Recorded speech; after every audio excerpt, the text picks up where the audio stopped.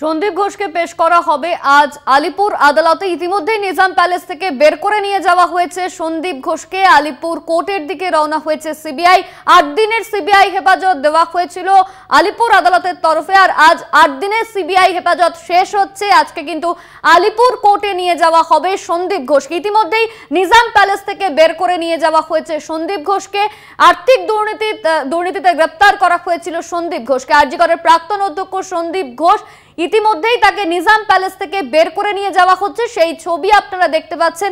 আলিপুর আদালতে তোলা হবে সন্দীপ ঘোষকে। আলিপুর আদালতে তোলা হবে সন্দীপ ঘোষকে। আর্থিক দুর্নীতির তদন্তে গ্রেপ্তার করা হয়েছিল আরজি করের প্রাক্তন অধ্যক্ষ সন্দীপ ঘোষকে।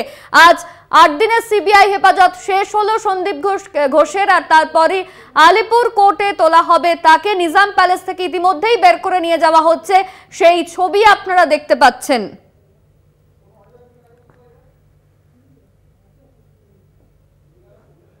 আরজি করে আর্থিক দুর্নীতির মামলায় তাকে গ্রেপ্তার করেছে সিবিআই। অন্যদিকে তিলোত্তমার যে ঘটনা ঘটেছে সেই ঘটনাতেই ক্ষোভ বাড়ছে। সন্দীপ ঘোষের বিরুদ্ধে নিজাম প্যালেস থেকে বের করা হয়েছে আরজি করের প্রাক্তন অধ্যক্ষ সন্দীপ ঘোষকে। সেই ছবি আপনারা দেখতে পাচ্ছেন। 8 দিনের সিবিআই হেফাজত শেষ হয়েছে আজ। সিবিআই হেফাজত শেষে আদালতে তোলা হবে তাকে। নিজাম প্যালেস থেকে বের করা হলো সন্দীপ ঘোষকে। সেই ছবি আপনারা দেখতে পাচ্ছেন। আলিপুর আদালতে তোলা হবে সন্দীপ ঘোষকে। আর্থিক দুর্নীতি তদন্তে ইতিমধ্যেই সিবিআই এর হাতে গ্রেপ্তার হয়েছে সন্দীপ ঘোষ।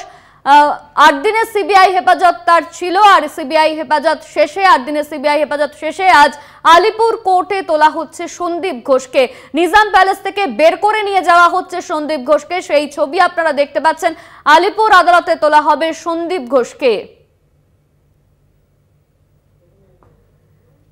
আরজি করের প্রাক্তন অধ্যক্ষ সন্দীপ ঘোষ, আরজি করে আর্থিক দুর্নীতি মামলায় গ্রেপ্তার করা হয়েছে তাকে। সিবিআই এর হাতে গ্রেপ্তার তিনি।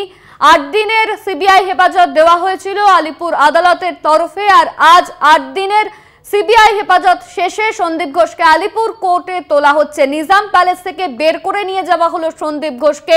সেই ছবি আপনারা দেখতে পাচ্ছেন।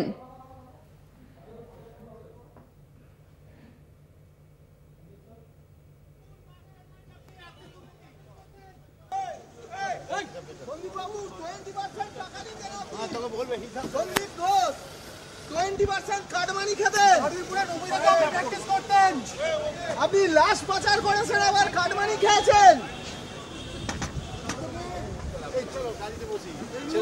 ছেড়ে দাও অভিজিৎ পাবে না, কেনে দেবে গাড়ি এক্ষুনি। চলে এসো অভিজিৎ দা, চলো।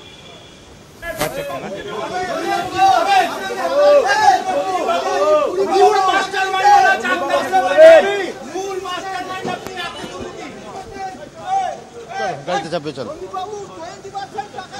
হ্যাঁ, তোকে বলবে সন্দীপ ঘোষ 20% কাটমানি খেতেন, প্র্যাকটিস করতেন। আপনি লাশ পাচার করেছেন, আবার কাটমানি খেয়েছেন। ছেড়ে দাও অভিজিৎ পাবে না, কেনে দেবে গাড়ি এক্ষুনি। চলে এসো অভিজিৎ দা, চলো।